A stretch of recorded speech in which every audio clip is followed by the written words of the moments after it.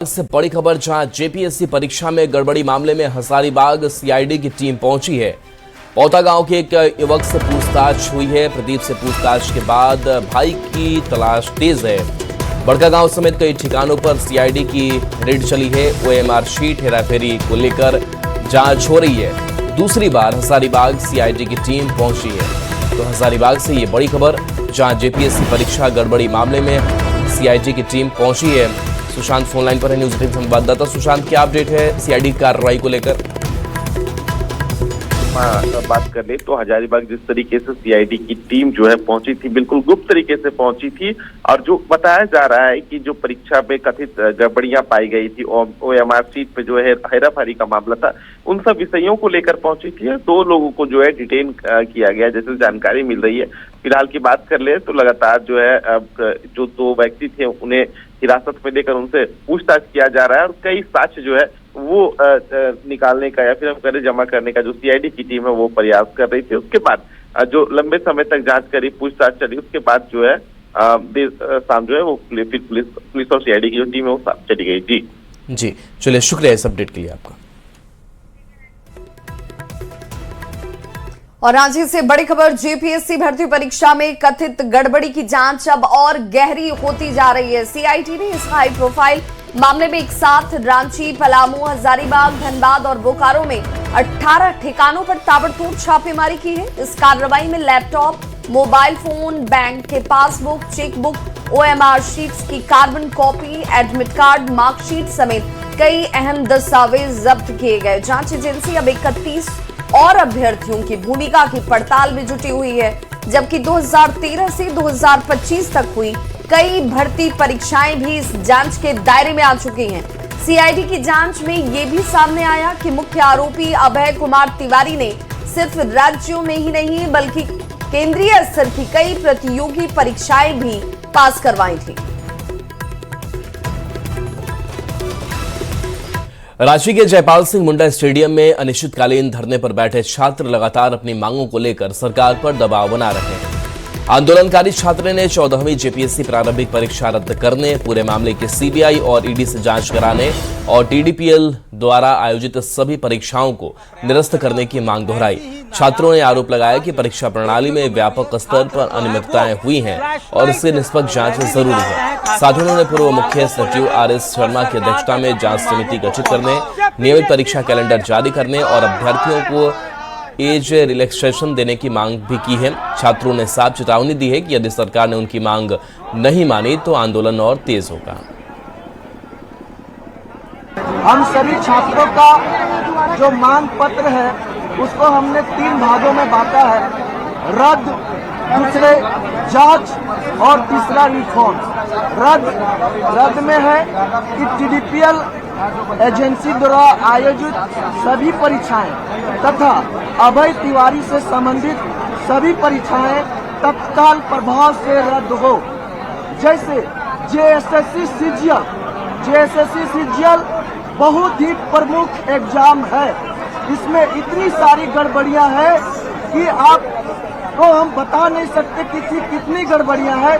इसके बावजूद जो है सो जेएसएससी सीजीएल में अभी जो है सो अभ्यर्थी जो है सो ज्वाइनिंग करके नौकरियां कर रही है।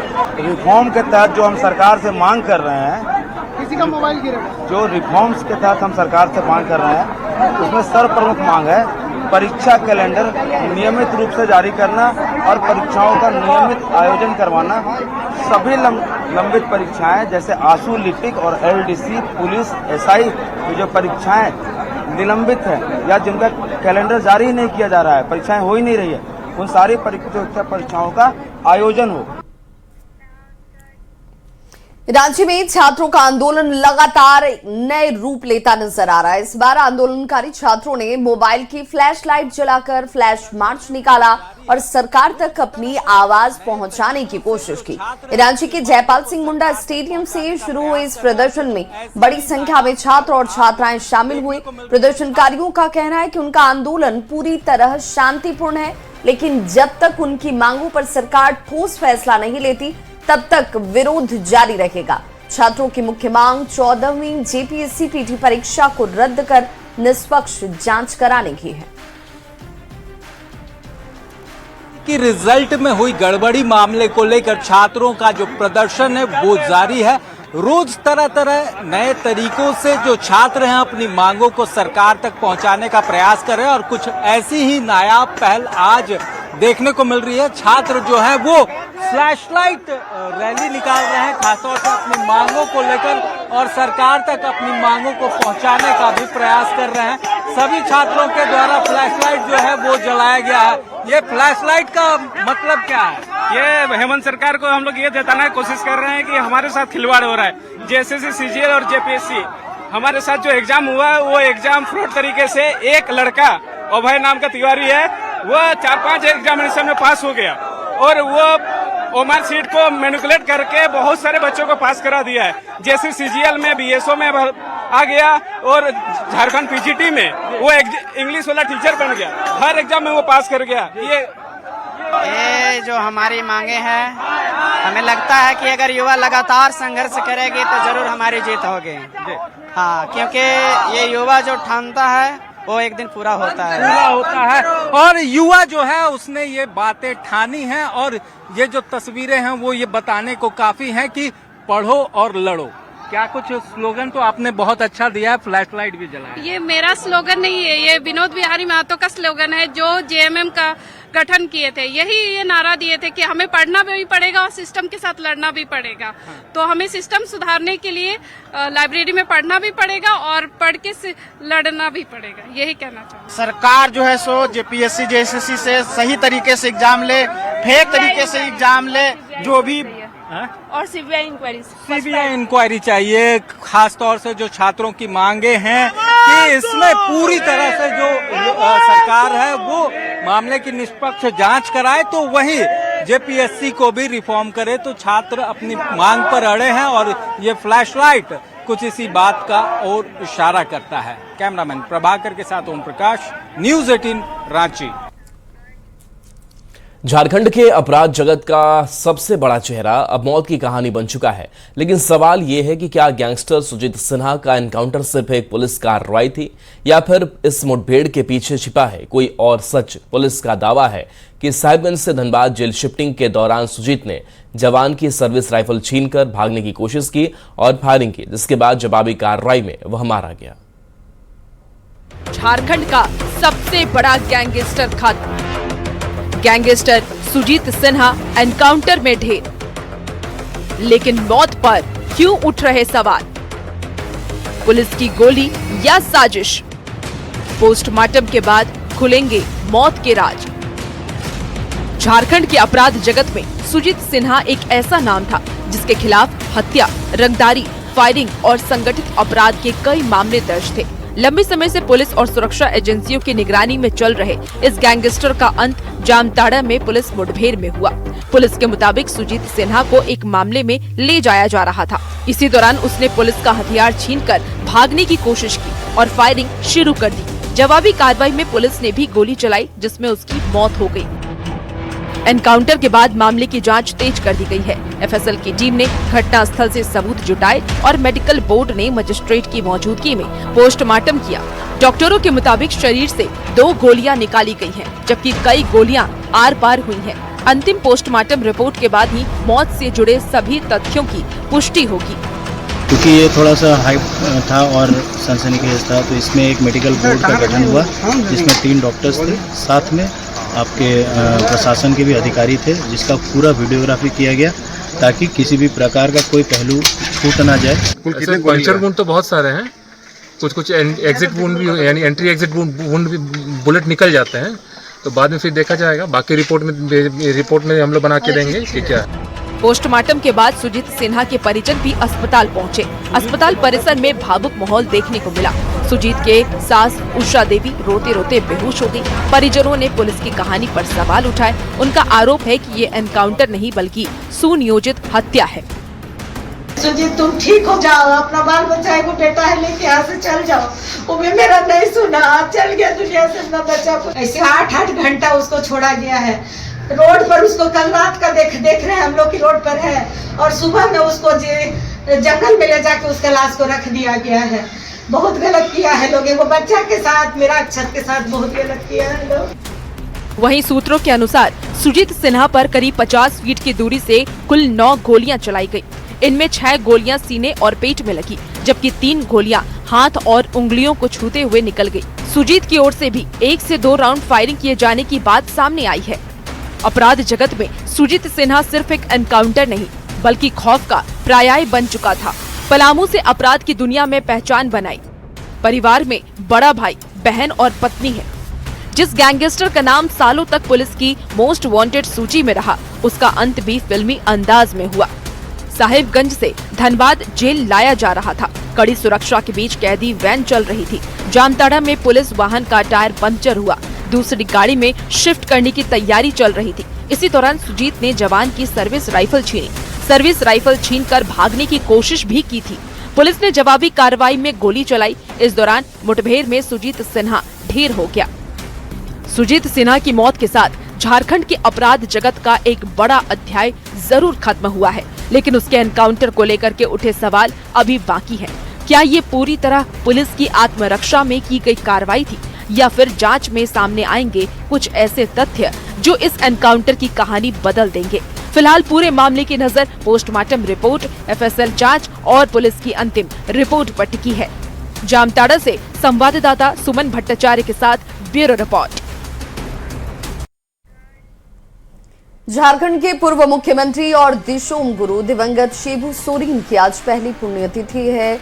इस मौके पर श्रद्धांजलि सभा को लेकर उनके गृह जिले रामगढ़ के लुकैया टांड में बड़ी तैयारी की गई है। शिबू सोरेन की 15 फीट की आदमकद प्रतिमा साहिबगंज से बनकर लुकैया टांड पहुंच चुकी है। आज मुख्यमंत्री हेमंत सोरेन इस प्रतिमा का अनावरण करेंगे। प्रतिमा को सोना सुब्रन हाई स्कूल परिसर में स्थापित करने के लिए बड़ा सा प्लेटफॉर्म बनाया गया है। यहाँ हजारों लोगों के बैठने के लिए एक बड़ा सा जर्मन हैंगर तैयार किया गया है। मुख्यमंत्री हेलीकॉप्टर के जरिए लुकैया टांड पहुंचेंगे और श्रद्धांजलि सभा में शामिल होने के साथ कई विकास योजनाओं का उद्घाटन और परिसंपत्तियों का वितरण भी करेंगे। आदमकद प्रतिमा का अनावरण होगा माननीय मुख्यमंत्री के द्वारा, और सभी जिलों में, जिला मुख्यालयों में एक कार्यक्रम आयोजित किया जाएगा पार्टी की तरफ से और श्रद्धांजलि अर्पित की जाएगी। उनका आदमकद प्रतिमाएं लग रही है, जिसमें पाकुड़ में है, पश्चिमी सिंहभूम में है, पूर्वी सिंहभूम में है,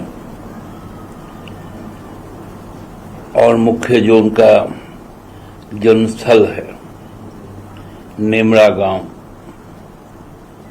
वहां पर पार्टी के द्वारा, रामगढ़ जिला कमेटी के द्वारा वहां आदमकद मूर्ति का अनावरण होगा।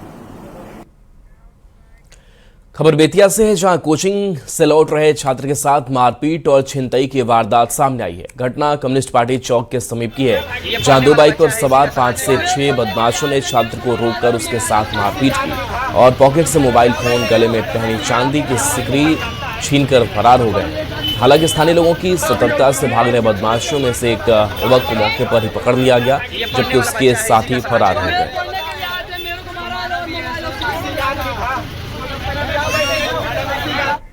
मोतिहारी में फरार आरोपियों के खिलाफ पुलिस का अभियान लगातार तेज है और रघुनाथपुर थाना क्षेत्र में पुलिस ने 16 फरार अभियुक्तों के घर बैंड बाजे के साथ इश्तेहार भी चस्पा कर दिया। हरसिद्धि थाना क्षेत्र में हत्या के मामले में फरार संजीव कुमार, भोला शाह और एक महिला समेत 3 आरोपियों के घर कोर्ट के आदेश पर कुर्की जब्ती की कार्रवाई की गई। पुलिस ने घर के दरवाजे, खिड़कियां तोड़कर कार्रवाई की और स्थानीय लोगों को आरोपियों के अपराध की जानकारी भी दी।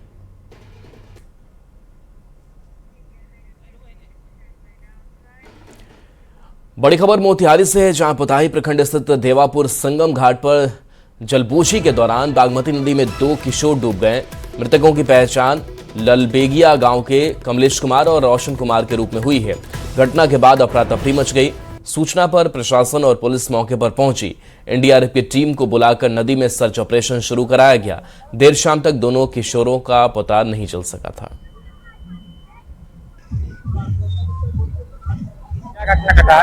हम लोग आए थे ललबेगिया, घर हुआ मेरा, आए थे कभी डाक बम के जल भर के जल चढ़ाने के लिए। हम लोग आए थे, सब कुछ जल भर लिए और 3 बच्चा गया नदी में छलांग लगाए। उसके बाद एक बच्चा निकल गया, दूसरा वो बच्चा नहीं निकल पाया। कहाँ आए थे? हम लोग आए थे बिलवा घाट पर जल भरने के लिए। कब बच्चा कब डूबा था? 1:30 बजे रात के।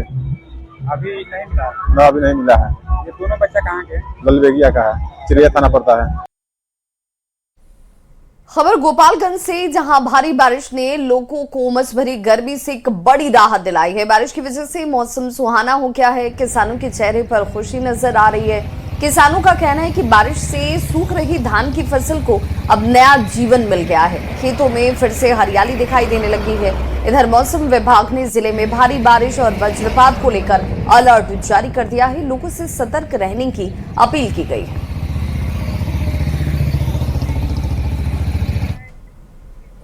मुजफ्फरपुर में सावन की पहली सोमवारी पर आस्था और उत्साह के बीच बागमती नदी घाट पर उस समय अफरा तफरी मच गई जब जल भरने पहुंचे श्रद्धालुओं के बीच अचानक एक विशालकाय घड़ियाल दिखाई दे गया। घड़ियाल के नदी किनारे नजर आते ही शिव भक्तों में दहशत फैल गई और लोग अपनी जान बचाने के लिए आनंद फानंद में नदी से बाहर निकल आए। हजारों श्रद्धालु बागमती नदी से जल लेकर भगवान भोलेनाथ के जलाभिषेक के लिए पहुंचे थे। इस दौरान तेज धारा में एक विशालकाय घड़ियाल घाट के नजदीक तैरता हुआ दिखाई दिया। देखते ही देखते घाट पर भगदड़ जैसी स्थिति बन गई और श्रद्धालु सुरक्षित स्थानों की ओर भागने लगे। घटना की सूचना मिलते ही पुलिस मौके पर पहुंची, नदी किनारे सुरक्षा व्यवस्था संभाली, श्रद्धालुओं को सुरक्षित दूरी पर रहने की सलाह दी गई।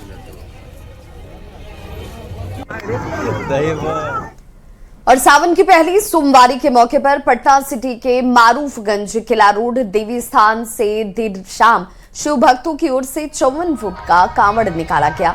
गाजे बाजे, ऊंट और घोड़े के साथ निकाले गए इस भव्य कांवड़ शोभा यात्रा में हजारों की संख्या में श्रद्धालुओं ने भाग लिया।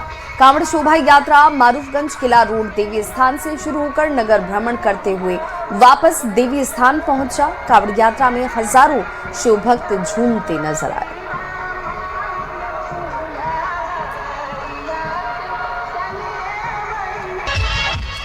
खबर सीतामढ़ी से है, जहां मॉडल अस्पताल का दर्जा मिलने के बावजूद सदर अस्पताल की हालत बदहाल नजर आई। महज 2 घंटे की तेज बारिश में अस्पताल परिसर पूरी तरह पानी में डूब गया। मरीज, उनके परिजन और स्वास्थ्य कर्मियों को घुटने भर पानी से होकर अस्पताल आना जाना पड़ा। शहर के कई इलाकों में भी जल जमाव से लोगों को परेशानी हुई। जल निकासी व्यवस्था नहीं होने की वजह से अस्पताल में पानी भर गया। शहर में हल्की बारिश के बाद से स्थिति काफी खराब होकर रह गई है और आप तस्वीरों के जरिए देख सकते हैं। सीतामढ़ी सदर अस्पताल की यह तस्वीर है, जहां पर जल जमाव की वजह से जो मरीज है उनका आना जाना काफी मुश्किल हो गया है। और आप तस्वीरों के जरिए देख सकते हैं सीतामढ़ी सदर अस्पताल एक झील सा नजारा प्रस्तुत कर रहा है और लगातार इस तरह की परेशानी यहाँ के मरीजों को भुगतनी पड़ रही है। सीतामढ़ी नगर निगम के जो कार्य व्यवस्था है उस पर लगातार सवाल खड़े हो रहे हैं और जल जमाव की वजह से लोगों को काफी परेशानियों का सामना करना पड़ रहा है। हम आपको बता दें कि वर्ष 2015 में राज्य सरकार के द्वारा सीतामढ़ी शहर को जल जमाव से मुक्त कराने को लेकर 105 करोड़ रुपए की राशि दी गई थी, ताकि वाटर ड्रेनेज सिस्टम के जरिए सीतामढ़ी सदर अस्पताल समेत जो भी जल जमाव वाले इलाके हैं उनको जल जमाव से मुक्त कराया जाए। लेकिन 11 साल बीत जाने के बाद भी स्थिति जस की तस बनी हुई है और वाटर ड्रेनेज सिस्टम अभी भी आधा अधूरा पड़ा हुआ है और लोगों को परेशानी लगातार भुगतनी पड़ रही है। तो तस्वीरों के जरिए आप देख सकते हैं सीतामढ़ी सदर अस्पताल की यह तस्वीर है, जहां जल जमाव का नजारा पूरा अस्पताल परिसर में बना हुआ है और जो मरीज यहाँ पर आ रहे हैं उनको भारी दिक्कतों का सामना करना पड़ रहा है। राकेश रंजन, न्यूज 18 सीतामढ़ी। संसद के मॉनसून सत्र के बीच आज सुबह 9:30 बजे एनडीए संसदीय दल की साप्ताहिक मंगल मिलन बैठक होने वाली है। संसद भवन परिसर में होने वाली इस बैठक में लोकसभा और राज्यसभा के सभी एनडीए सांसद शामिल होंगे। बैठक में संसद की रणनीति और अहम मुद्दों पर चर्चा की जाएगी। प्रधानमंत्री नरेंद्र मोदी इस बैठक में सांसदों को संबोधित भी कर सकते हैं। तो संसद में एनडीए संसदीय दल की ये बैठक जो सुबह 9:30 बजे शुरू होने वाली है और संसद सत्र के दौरान ये बैठक अपने आप में एनडीए के लिए बहुत महत्वपूर्ण हो जाती है। कैसे संसद को लेकर रणनीति बनाई जाए और संसदीय दल की बैठक में कई अहम मुद्दों पर चर्चा की भी बात सामने आती थी। मेटा ने संसदीय समिति से माफी मांगी। फेसबुक ने पीएम का पोस्ट हटाने पर माफी मांगी है। मेटा ने माफी मांगी। संसद की आईटी समिति के सामने मेटा की तरफ से माफी मांगी गई। अफसरों की पेशी संसदीय समिति, माफी नहीं जवाबदेही तय करनी होगी। पीएम का वीडियो हटाने पर संसद की आईटी समिति सख्त है। संसद की आईटी समिति चेयरमैन निशिकांत दुबे का बयान सामने आया। निशिकांत ने कहा कि सिर्फ माफी मांगने से बात खत्म नहीं होगी, मार्क जकरबर्ग को माफी मांगनी पड़ेगी।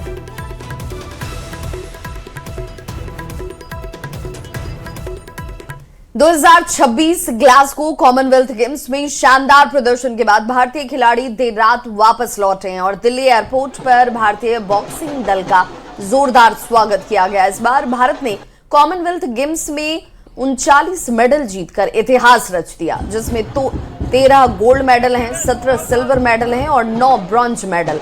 भारतीय मुक्केबाजों ने 10 मेडल जीते, जिनमें 7 गोल्ड हैं। बॉक्सर अरुंधति चौधरी, साक्षी चौधरी और प्रीति पवार ने इस जीत का श्रेय देशवासियों के समर्थन को दिया और कहा कि अब उनका अगला लक्ष्य एशियन गेम्स और विश्व कप में भारत के लिए स्वर्ण पदक जीतना है। वहीं पुरुषों के 60 किलोग्राम फाइनल में गोल्ड जीतने वाले भारतीय मुक्केबाज सचिन सिवाच ने कहा कि तिरंगा लहराना सबसे बड़ा गर्व है और अब उनका लक्ष्य एशियन गेम्स में गोल्ड जीतकर देश का नाम रोशन करना है।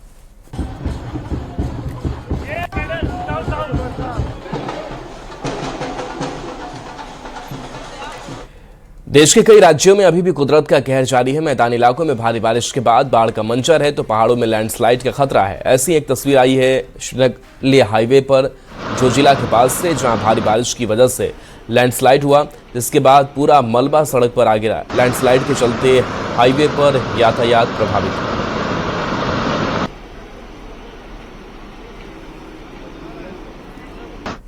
इस समय देश के 6 से ज्यादा राज्यों में कुदरत ने कोहराम मचा रखा है। बारिश इस कदर हो रही है कि हर जगह सैलाब उमड़ आया। इस वक्त आपके टीवी स्क्रीन पर ये 6 तस्वीरें उन राज्यों की बारिश से मचे त्राहिमाम को आप इन तस्वीरों में देख सकते हैं। ये देश के वो 6 राज्य हैं जहां पर इस वक्त कुदरत का कहर देखने को मिल रहा है। भारी बारिश के बाद बाढ़ के जैसे हालात और गुजरात के कई जिले बाढ़ की चपेट में हैं, तो उधर केरल में बाढ़ से मरने वालों की संख्या भी बढ़ गई है।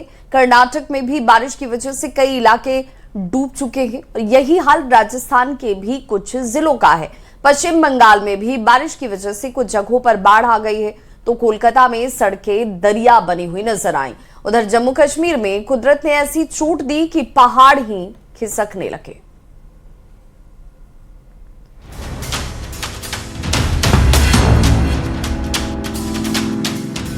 आधा हिंदुस्तान बारिश से त्राहिमाम हो रहा है। बाढ़ लेकर आया है बर्बादी। सैलाब का सितम उत्तर से दक्षिण भारत में देखा जा सकता है। इस समय देश के 6 से ज्यादा राज्यों में कुदरत ने कोहराम मचा रखा है। बारिश इस कदर हो रही है कि हर जगह सैलाब उमड़ आया है। ये देश के 6 राज्यों की तस्वीरें हैं जहां इस समय भारी बारिश के बाद बाढ़ आई है। गुजरात के कई जिले बाढ़ की चपेट में हैं, तो उधर केरल में बाढ़ से मरने वालों की संख्या बढ़ गई है। कर्नाटक में भी बारिश की वजह से कई इलाके डूबे हैं। यही हाल राजस्थान के कुछ जिलों का है। पश्चिम बंगाल में भी बारिश की वजह से कुछ जगहों पर बाढ़ है, तो कोलकाता में सड़कें दरिया बनी नजर आई। उधर जम्मू कश्मीर में कुदरत ने ऐसी चोट दी कि पहाड़ ही खिसकने लगे। गुजरात के कई जिलों में बाढ़ का रौद्र रूप दिख रहा है। बोटाद की तस्वीरें देखिए। मूसलाधार बारिश से नदियों में आई बाढ़ के बाद चारों तरफ सैलाब ही दिखाई दे रहा है। सैकड़ों एकड़ खेतों में खड़ी फसलें बर्बाद हो गई हैं। गुजरात के सुरेंद्र नगर में बाढ़ से हाल बेहाल दिख रहे हैं। सुरेंद्र नगर में बाढ़ में कई गांव डूबे नजर आ रहे हैं। लोगों के घरों में 5 से 6 फीट तक पानी भरा दिख रहा है। एक तरफ गुजरात के जिले बाढ़ में डूबे हैं, वहीं कुछ लोग इस बाढ़ में स्टंट करते नजर आए। गुजरात के नवसारी से एक ऐसी ही तस्वीर सामने आई है जहां बाढ़ के पानी में कुछ लड़के जान जोखिम में डालकर स्टंट करते दिखे। वीडियो सामने आने पर पुलिस ने कार्रवाई की चेतावनी दी है। गुजरात के द्वारका में तेज हवाओं के चलते समंदर में ऊंची ऊंची लहरें उठ रही हैं। सामने